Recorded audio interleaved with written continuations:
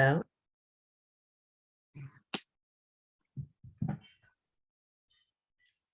Hi, hey, CJ. how are you? Hey, how are you? Good. So, You?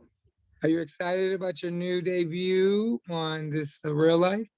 Yes, I can't believe it's happening. It's so surreal. I cannot literally believe it's happening. Like, wow. I thought I was getting pranked the whole time. So I was just expecting at some point them to be like, this is not surreal life. This is a new show called prank all, I mean, whatever, prank something, or you're punked. And this whole time, even through the editing process of waiting to hear the release date, I was like, I just can't believe actually Surreal Life is coming back and I'm on it. Oh my God. So cool. And you're on it with a bunch of amazing stars. Tamar Braxton is one of my favorite singers. Um, Dennis Rodman. I mean, it's Kim Poles. I can only imagine. I know. Oh my God. Yes, it's such a great cast. Tamar was my roommate actually, and yes, yes. And we really bonded. I love her so much. I really just developed such a great friendship with her, and her and I still like talk. Actually, the two people I regularly still talk to is Tamar Braxton and Manny MUA, and is a YouTube vlogger. So it's really cool that to be able to create such friendships with people from this show. So yeah, it's exciting. August is on it. Stormy Daniels is also on it, and Frankie Muniz. Malcolm in the Nice. Long Middle. time. Long time for Frankie. Yeah. And I know you can't tell us anything special about the show, but since Tamar Braxton was on our cover once upon a time, did she ever sing for you? She did sing for me. We actually really bonded over listening to CeCe Winans, specifically the song "The Goodness of God," and yeah, we had such a. It was amazing because I was really going through it one of the days, and like panicking and having having an anxiety attack. So I was like in the bathroom and I was like crying, and I was like listening to that song, and then she comes in and starts singing it too. I was like, oh my God, you sing like an angel and I love you. So she's amazing. She's so inspiring. Tamar is so inspiring. And she really opened up about her own mental health. And when we were there, that week, or out of the couple of weeks that we were there, was her 1 year anniversary of what happened the year before from getting into the hospital and stuff. And so she really opened up about it, and I'm so proud of her because that's really hard, and there is a lot of times a stigma on mental health. And so the fact that she was able to open up about it, and also like really show me that I needed to focus on my mental health more, and I was neglecting it. And you have to work on it. You have to focus on it. Just like you go to the gym to work out for your physical health, you have to focus on your mental health. And it does take work, but also you can get tools that help us be the best version of ourselves. And it starts with the mind. If the mind is not in the right place, then your emotions and your body follow. And so I think that's one of the biggest takes I've taken from the show, is that I have to focus on that. I have to work at it. And I feel like I'm in such a different place now than I was a year ago. I was really going through it. It was right after WWE and finishing that time there. And I was in such a transition time of figuring out what to do. And Tamar could really help me again there, because she had been, let go from The View. And how she was crushed and I was crushed, and just so thankful I had those people. It was really God sent. Even with Kim Coles, like her after living single, and how it was really hard for her, and having these different people. Dennis Rodman, of course, just told me to go retire from wrestling, which was hilarious. And I fired up on him. So you're going to have to tune in on that. But yeah, everyone I learned something from, and I could take with me a lesson that I could grow from. So what was the biggest difference from working with the WWE and Surreal Life? Did you feel like it was I'm sure there's a huge difference, but I'm sure there were some smackdowns on that show though. Yeah, I mean, definitely walking into Surreal Life, I was super nervous and anxious because you just don't know what's going to happen. We had no idea who was going to be on the show. They take your phone, so you can't look the people up. And so that just was giving me anxiety, and being away from my husband, Miro, and my dogs, and all of that just brings comfort and makes me feel safe. So I really went into it being like, okay, I'm setting my intentions. I don't want to body slam anyone. Like, I don't want to body slam a cast member. I don't want to drop kick someone. So I might have suplex someone, but not a cast member. So there's that. And so you have to tune in. But yeah, it was just, that was a big part. On Total Divas, I felt like there were a few times that I really lost my cool and said things that I had to apologize and really regretted saying to some people. And I didn't want that. Like, I wanted to be able to, no matter what, be able to control my mouth and my tongue and what I say, and to walk as much as I can in love and empathy and forgiveness. And I think I did that. I definitely controlled my temper, which I'm very proud of because I could be feisty. And people challenged me in that house to forgive, and also definitely walk in empathy, because we all come from so many different areas of life, walks of life, cultures, races, religions, careers, experiences, and that defines who we are. And we should all just take a moment to ask people questions. Who are they? Why?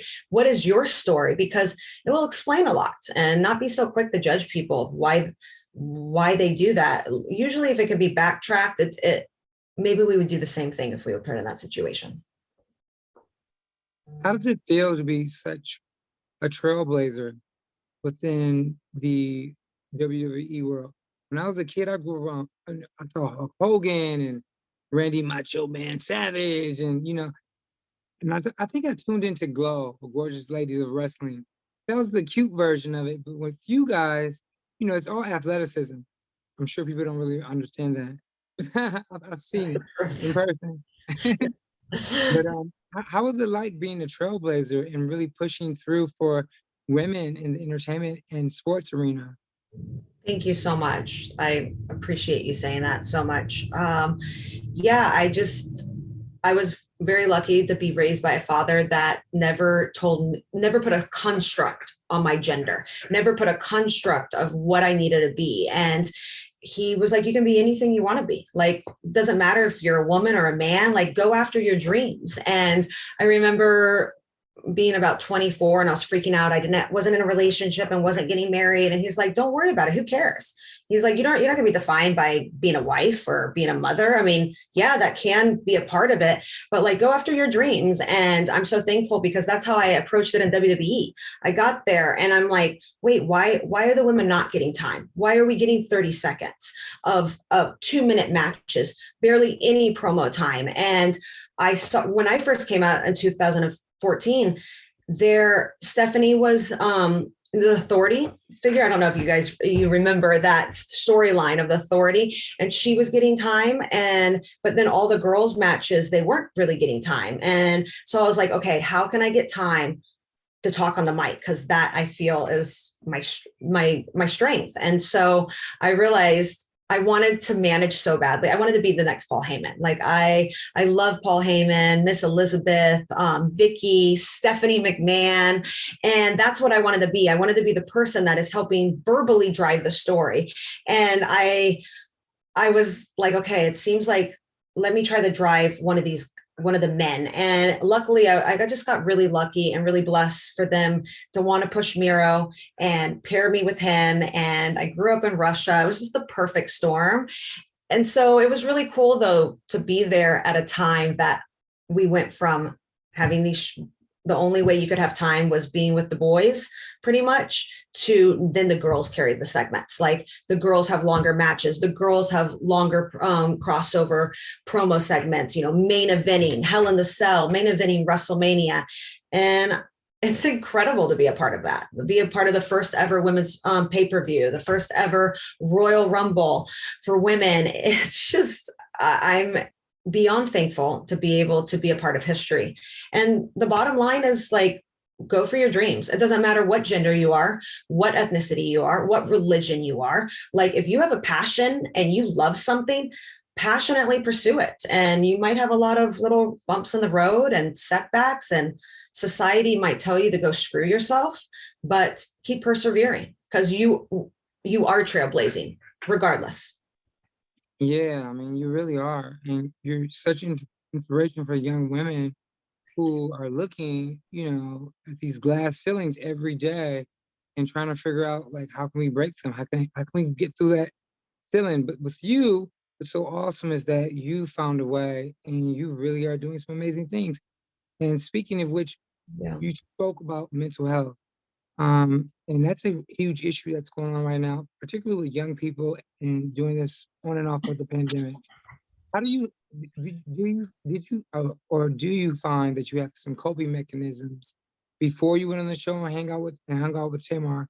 Did you find that you already were doing some meditations or some kind of exercises, like mentally, to kind of like help you work through the process of getting through this whole, I guess, this ordeal we're going through as a world? Yes. I'm still learning myself. Going into the house, I didn't have a lot of tools, to be honest. I hadn't even heard of the word tools. I remember Tamar using it. Like, what are tools? I put it together pretty quickly, but I had not heard that as like, okay, yeah, we actually need tools to be able to cope and help us through certain things.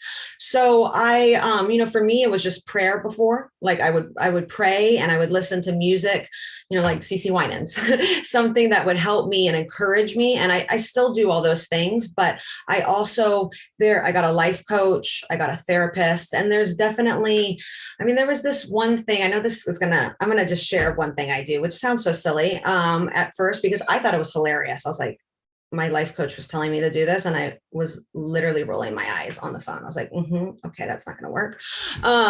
So I used to have this big issue of comparing myself to, like, especially on social.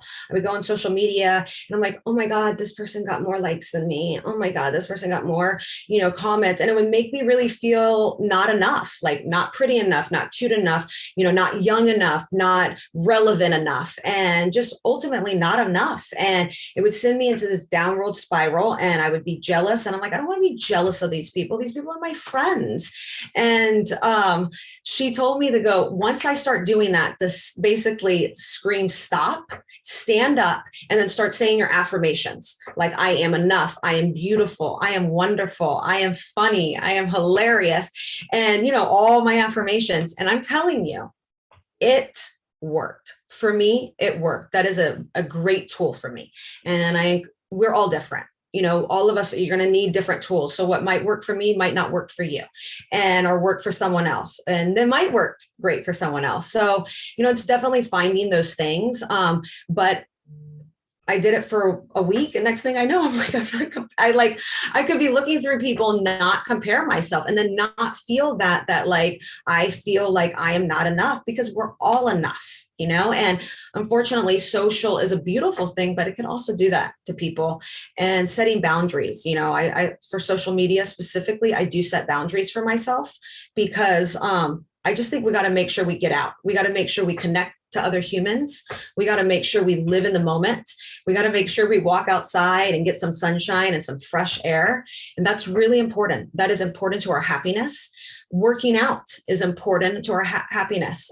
Eating healthy, all of that plays a part in our mental health. It's all connected.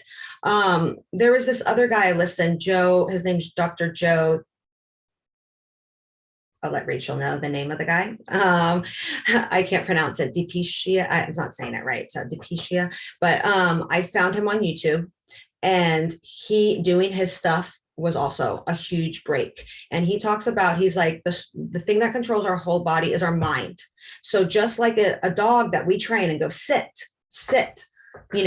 lay, roll, and we teach them. That's what we have to have our mind do to our own body. Like, yes, we're going to meditate for at least 5 minutes. Yes, we're going to, say our affirmations. Yes, we're going to count our blessings. Yes, there's so much he goes into detail that I'm not even giving all the goodness that I could, but doing a lot of his stuff, and he has meditations that you can follow along as well on his YouTube channel, is phenomenal. Like, it was such a huge break. I felt like I had plateaued, and just I was stuck in this like kind of negative space. And he really, really, really, really helped me. And a lot of things are a choice. Yes, some people absolutely need medication, 1000%. And, I encourage everyone to go through therapy. Some people roll their eyes, and it helps. It's just finding the right therapist. But also, it's often the thoughts we choose to have. And I noticed changing my thoughts and how I looked at things immediately changed my happiness, and how I looked at, and I can sometimes feel myself slip back in, and it's like, okay, let's step back. Let's take a moment. And it's work. It takes work. Yeah. Everyone has like a code they live by, like you said.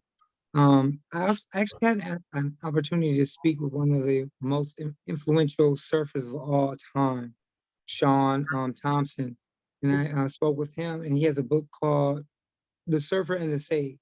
So he kind of relates how he trained to be a world-class surfer, Oh, and how he used the methods rather, sorry, my voice, the methodology, and how he applied that to his real life. So wow. just like your affirmations as well, speaking them out, he was saying write them down. Yes. So, Yes. writing things down tends to make us really take ownership of it.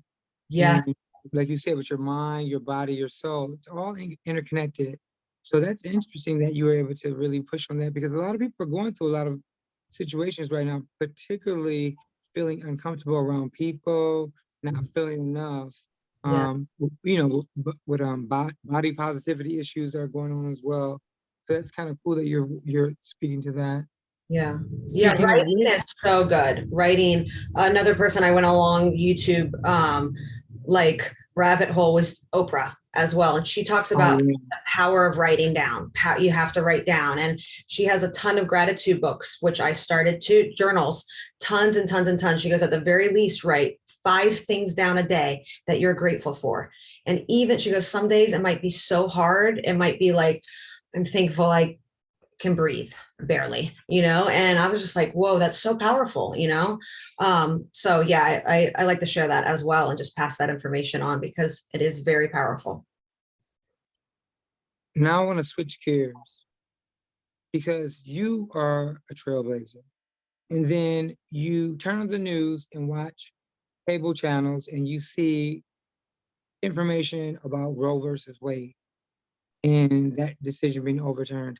How did that make you feel? Because, I mean, looking at you, you are the epitome of what strength and, vibrancy and persistence and all of that. And now you have this Roe versus Wade being overturned. How did that make you feel? Honestly, I couldn't even believe it. Like, I was absolutely floored that that was even a conversation. I think it comes back down to like not separating church and state. And I believe absolutely practice whatever religion you want. Absolutely pray to whatever God and greater being that you want. 1000%. This is why we live in a free country. But also, because we live in a free country, we need to be able to have that choice. We need to be able to have these safe places to be able to go and choose. And I just think to me, it sounded like so barbaric. And so like I can't believe it. I could not believe it, and still can't believe that it's even a conversation. And again, it's just people believe, bring their religious beliefs into this scenario. And that's amazing that these people, like, people have religious beliefs, but the foundation of this country said separation of church and state. That was literally in the Constitution, and or one of those things. But it's like that that's not separation of church and state at all. You should be able to choose, and just because you do not support that is fine. You don't have to, but that's their personal life. That is their life, and that is their choice. And yeah, I really hope it's resolved as soon as possible, because that it's I was floored. like, yeah. Right. It took us all by storm because we were like, can we focus on the country Yeah. and our well-being in the economy? Yeah. And What's another? I grew up as a missionary kid, a Christian missionary kid. And, so that's coming from someone that praised the Jesus. And and that is me turning around and being like, hey, like, no, that's not okay. Like, to the Christians of this nation, no, we need to have a separation of church and state. People should have a freedom of choice. And also, like, you're not God and you're not Jesus. So let God be God. Let the greater power be, and let's just walk in love and empathy. So I'm going to continue to, our family discussions and group texts are very entertaining. Yeah, and lead by example. So what Yeah. else is on the horizon for you? Can you share anything with us? Any new clothing lines, collections, NFTs? Oh yeah. Well, subscribe to cjperry.com.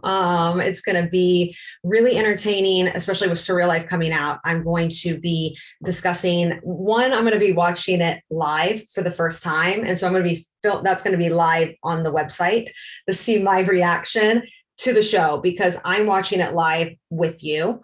Oh, little anxiety. So I know like what reactions are a big thing online. So that will be on cjperry.com. And then also talking about the episode and talking about the things that didn't make it or my opinion about these things and getting other cast members as well on there. So that's one thing that does take a lot of my time to, produce a entire website of stuff that's happening. I have a short that I am directing as well. It is an action comedy and I am learning so much from it. We're in pre-production now. I'm really excited. I'm enjoying it. And I'm producing 3 other movies as well. And I have another movie coming out at Paramount Plus where I play a deadly assassin. Oh, you don't say. Are there any words of advice you would offer a person aspiring? Or how about this? Are there any words of advice or is there anything you would listen to your younger self that you haven't, that you want to like reiterate to us? Gosh, definitely to my younger self, I would say, just relax, breathe in, breathe out. I've always been a hustler. I've always been a go-getter.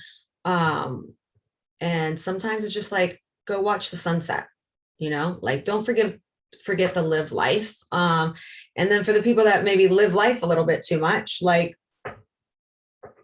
be disciplined, have a calendar, have a schedule.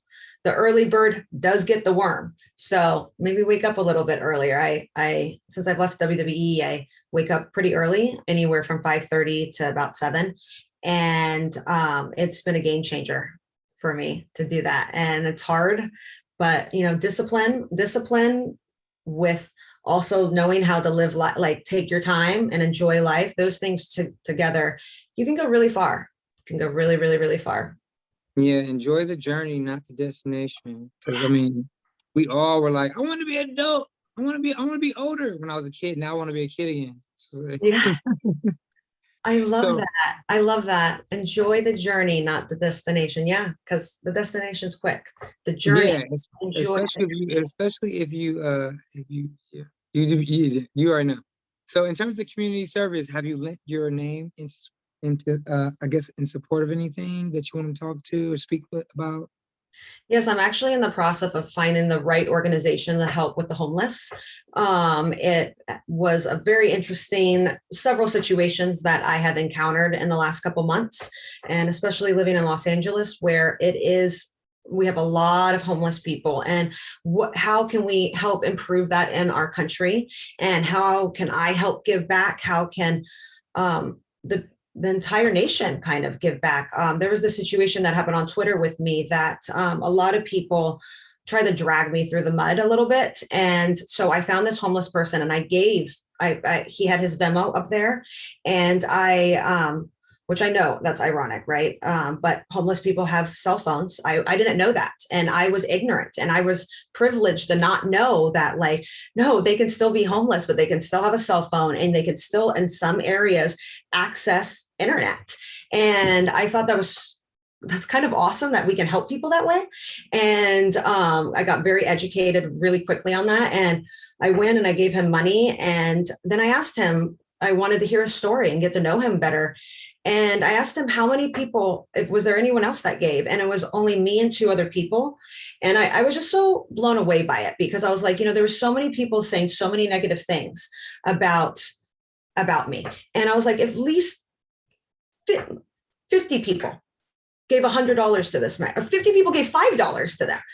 How much money would that be? And I think as society, we so celebrate, like we complain, we're so, especially Twitter, they're so like, oh, let's complain. Let's, drag people through the mud. Instead of just, what are we going to do about it?